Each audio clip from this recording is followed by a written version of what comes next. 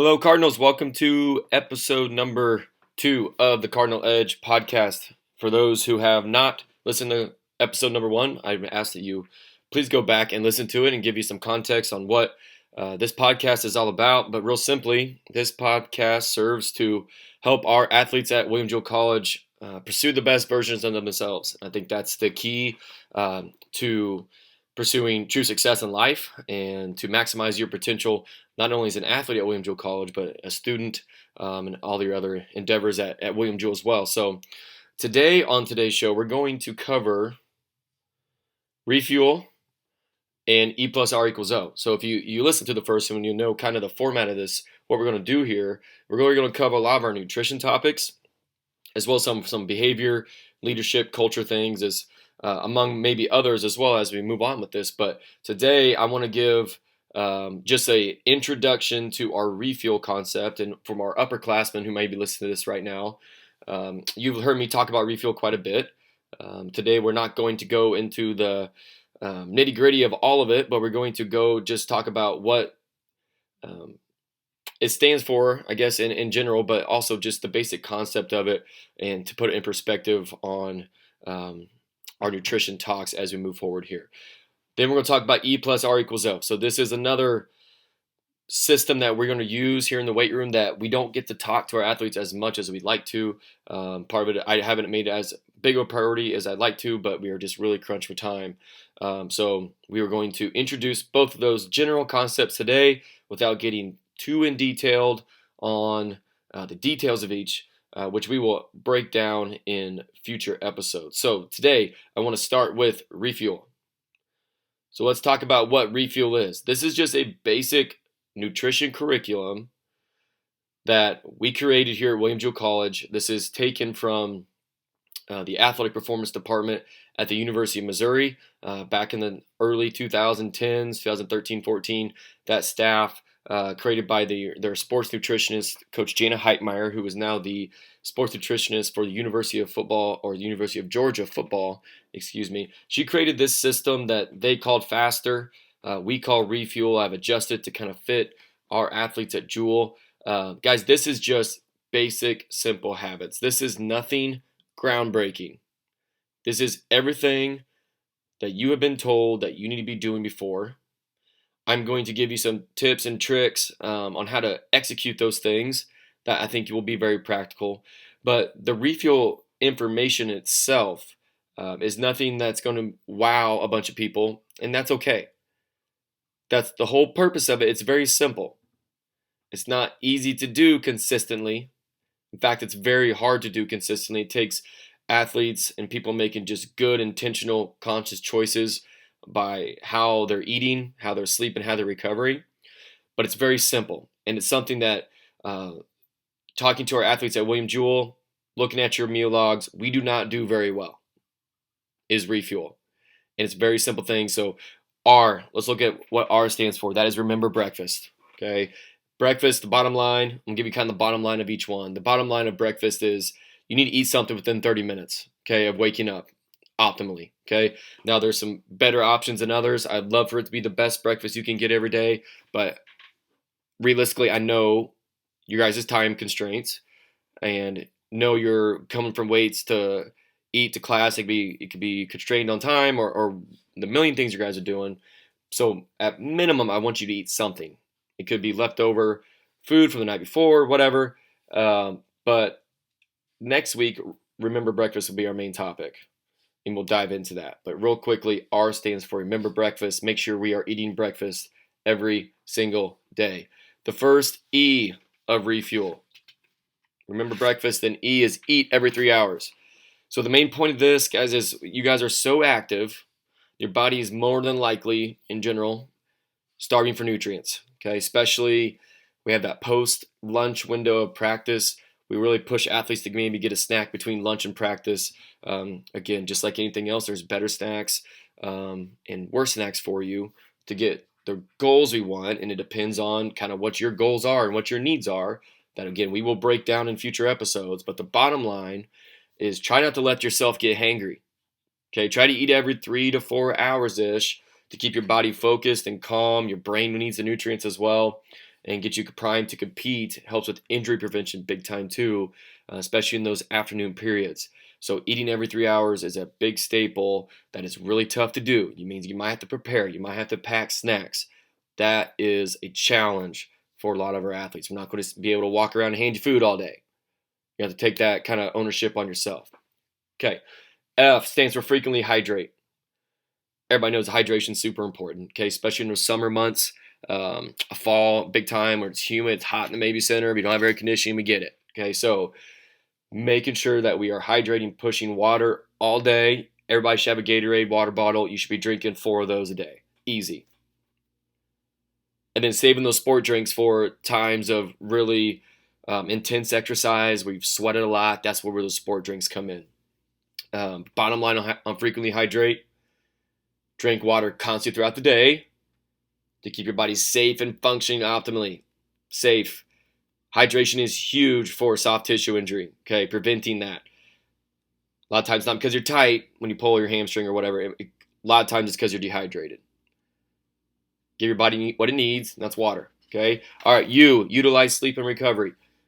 This is a tough one. They're all tough, but it's simple, okay? We should be pushing for 8 would be optimal. I would love 7. If you can get 7 within your guys' schedules, I'd be really happy with that. A lot of our athletes across our department, looking at our wellness survey data, we probably, as a department, I would guess, average a low 6 hours of sleep, if not upper 5s, across all of our athletes. This is huge, guys. Sleep is where the magic happens. Okay, this is where hormones are released. This is where memory is retained. It's where you get smarter. It's where you get stronger. Sleep deprivation leads to sickness, injury. Chronic sleep deprivation is a high risk factor for big time injury. Okay, so this is something that you've got to make a priority, 100%, and it is tough. We'll talk about ways how we can get that done, okay? E, the last E, is eat fruits and vegetables. Shocker, okay? You need to eat fruits and vegetables. Every time you go up to the cafeteria, we have a really good salad bar, a very good salad bar up there. I'm going to challenge you every time you go up there to get a fruit and vegetable on your plate. You can get other stuff, I'm not saying just that. Get a fruit and vegetable on your plate. Some of us need to start thinking about eating like an adult and not a third grader. Okay, you can't eat sugar and pizza and a donut every time you go to the cafeteria, and then on the other side of your mouth, you're talking about being an all-conference athlete in your sport.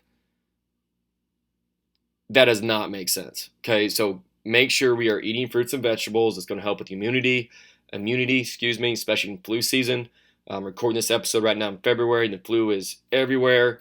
If we can get a good dose of fruits and vegetables, that will help hopefully kick off or keep you away from that flu bug. Okay, so the last one of our refuel concept is L, which is lean protein.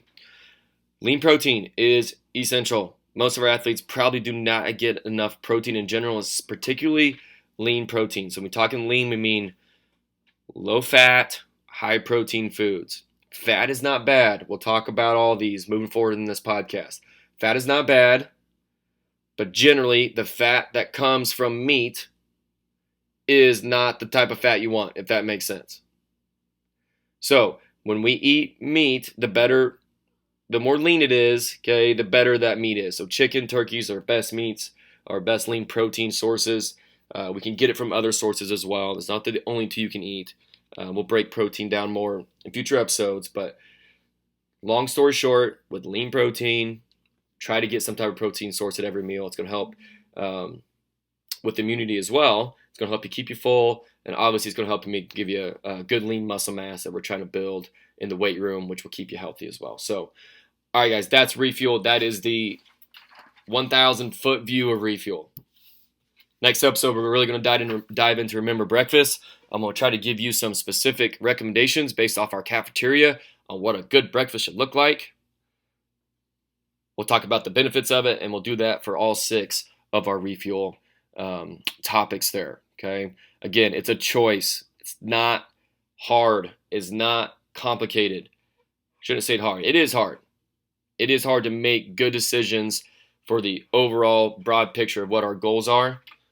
We got to start eating like we say what our goals are. If you're trying to be the best athlete you can be, again, you can't eat like a third grader. You can't eat like my son Macklin. He's 3. Okay, so let's dive into that and keep thinking about that as we're making our choices. All right, switching topics. Now we're going to move on to our E plus R equals O. Okay, this is probably my favorite topic to talk about, so I'm going to try to keep this on point. I'm going to try to get through this in the next 10 minutes. So I'll try not to go on little rants here. So E plus R equals O stands for event plus response equals outcome. This is not something I created. Okay, this is taken from another company that works with very high caliber people and organizations. So I'm going to walk through each letter of that, general concepts of it, and then in the future episodes, we're going to break down. There's 6 skills that we need to be able to build to really execute E plus R equals O.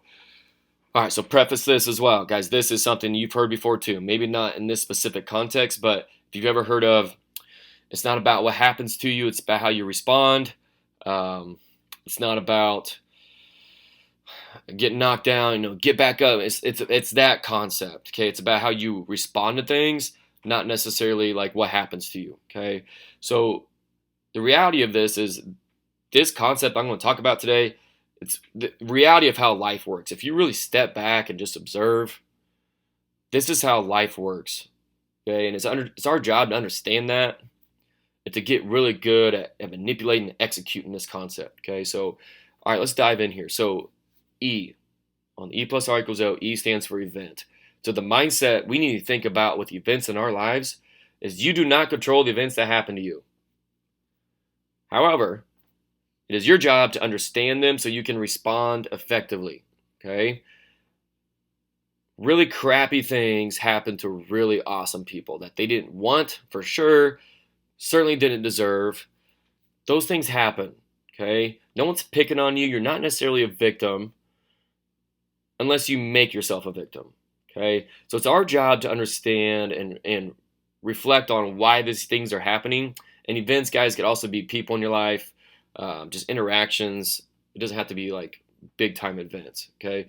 So the key concepts with this is number 1, you have the power to influence events, people, etc., but you can't control them. You have the power to influence them through our responses, which we'll talk about, but you can't control. So we need to focus our energy on 2 things, or on 1 thing. So think about, in a certain circumstance, does this matter in relation to my goals? And 2, can I influence this? Don't focus your time and energy on stuff that matters but you can't influence, or you can influence but doesn't matter, if that makes sense. So we need to focus on things that, number 1, matter and you can influence. A good example I talk about with this is don't complain to referees, okay? Because if you want to look at our little example here, does it matter? Ref makes a bad call. Does that matter in the scope of the game? 100% it does. You bet it does. There's no doubt. Can you influence that ref's decision? No. Have you ever heard a ref say, you know what? The freshman on the William Joe College's bench had a really good point about this. I'm going to pull this flag up. No, right? So,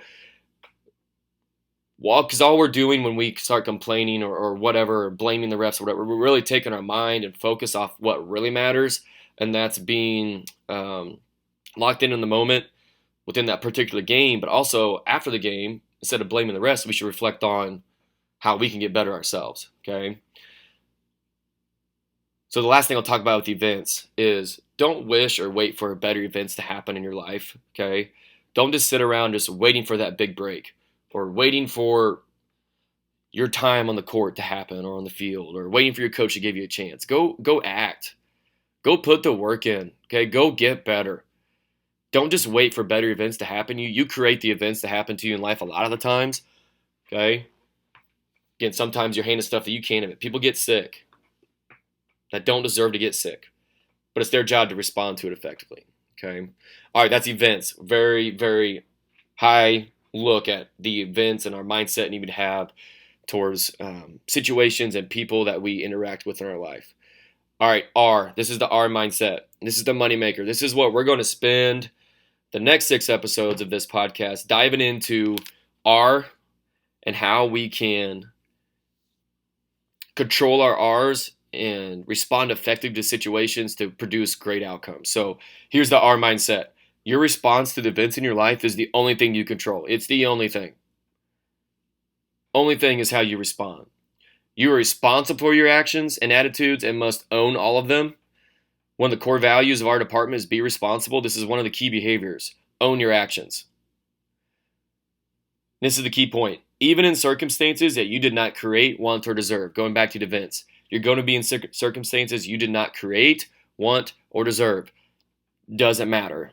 You still have to own your actions, and you will be held responsible for them. That's how life works. So key concepts this. The quality of our outcomes, which we'll talk about in a second, is directly tied to the quality of our R's, our responses to the events in our life. So average responses equals average outcomes. Look at the outcomes you're producing, whether it's on the field individually, as a team, in the classroom, socially, whatever. Look at those outcomes. They are a direct result of your responses to the events that's happening in your life. Guys, we live in a victimhood culture. The idea that events equals outcomes. That this is happening to me and this is going to be the outcome. My life is good or bad because of these things that are happening to me. That's not reality. You get the outcomes you work for, not the outcomes you just want. Okay, so you got to really work for and get really good at managing your R's to get the outcomes you want. And no matter how bad the events that happen to you, an inappropriate response to those can always make an outcome worse. Okay, there may be events that happen to you that is literally a lose-lose situation for you. Like, you cannot win in this situation. There's no way.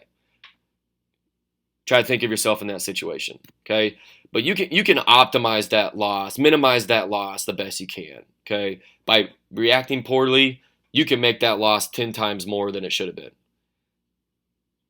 And the last thing I want to talk about with the R's today before we really dive in the next 6 episodes with this is, guys, no disciplined response guarantees the outcome you want.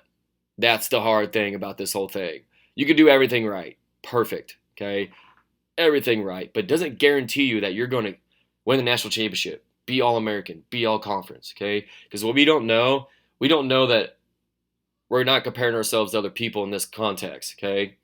All we know is that we're just trying to get better ourselves. So we got to take the mindset of, I'm going to get really good R's and be the best version of myself. And I go out in competition, let's go see if the work I've put in is good enough to beat my competition. If it's not, our mindset has to be, okay, let's go back to work. Let's keep working. Doesn't mean I'll fail. I don't get too deep down that right now. But just the reality of no disciplined R habit guarantees the outcome you want. But what you can guarantee is really bad R's will definitely guarantee you're not going to get the outcomes you want. So something to think about before you enter a situation, guys.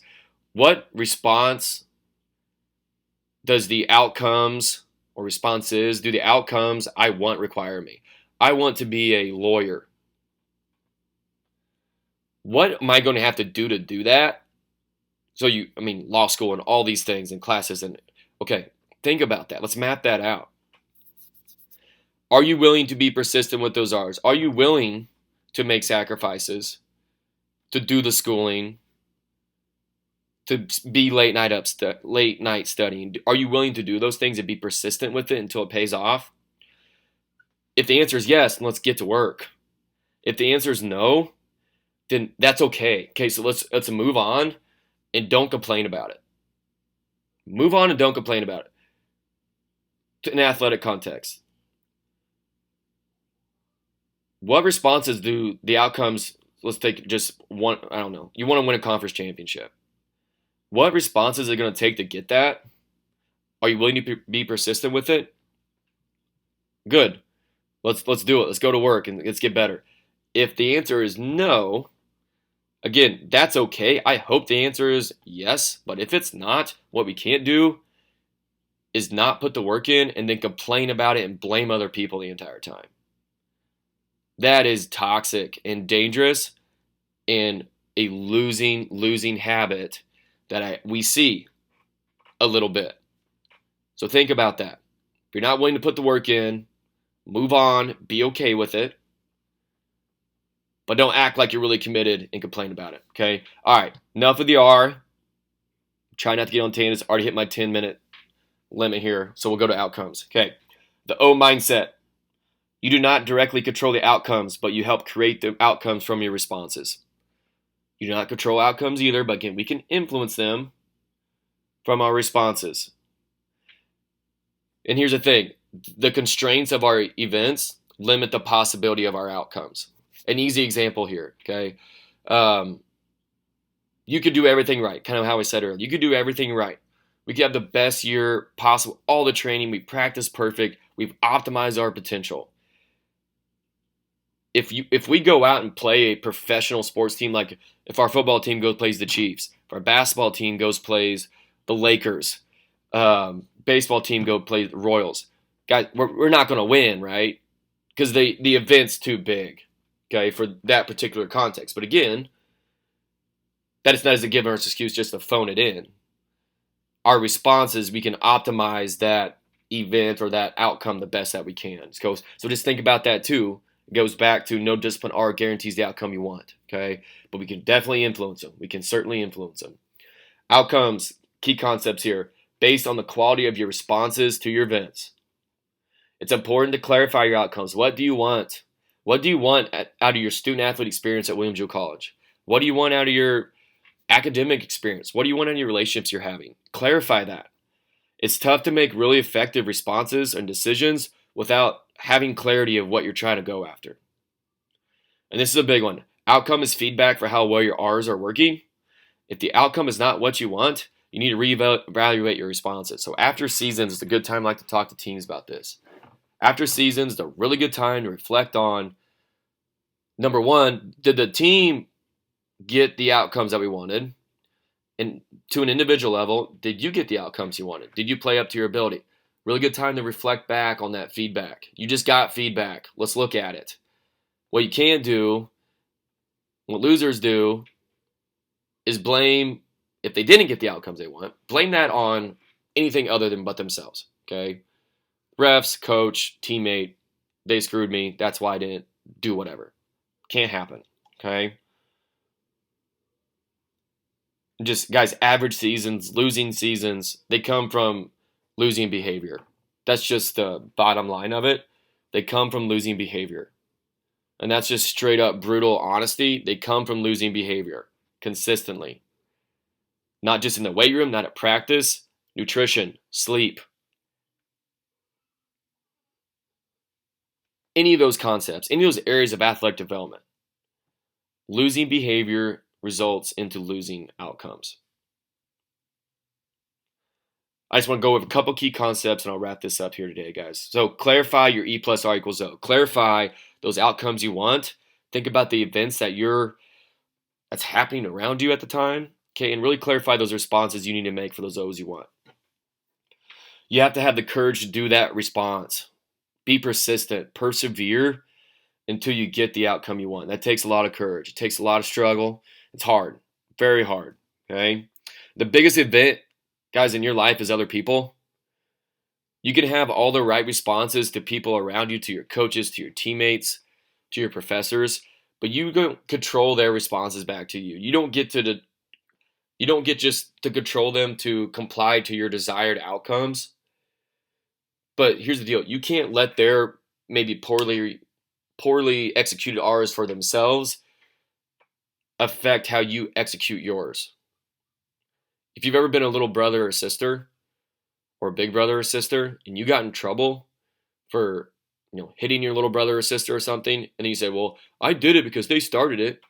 That's exactly what we're talking about in a very elementary sense, okay? Just because they started it or they reacted poorly or whatever the context is, it doesn't give you the right to act poorly. You will be judged off your actions. Back to your ease concept there. And this is the one I really want to finish with today on E plus R equals O, and something to think about. Guys, your R's are E's for other people. How you respond in events to each other is an event for others. So how are you changing and impacting other people around you? Is it good events? Is it events where people have to react against you all the time? Your R are other people's E's. I think it's a very, very powerful thing to think about. Guys, if you want better events to happen to you in your future, you want better circumstances, you need to start producing better outcomes. Okay, and how do we do that? By engaging in disciplined responses right now. We're going to talk a lot more about E plus R equals O moving forward, give you some actual skill sets on how to execute these things. Okay, and I'm really excited about pushing into a lot more in depth on our refuel concepts as well as this E plus R equals O. Next week, we will talk about remember breakfast and our first concept of, or first skill set of our how to manage our responses. So, all right, that's it for episode 2 of the Cardinal Edge podcast. Go Cards.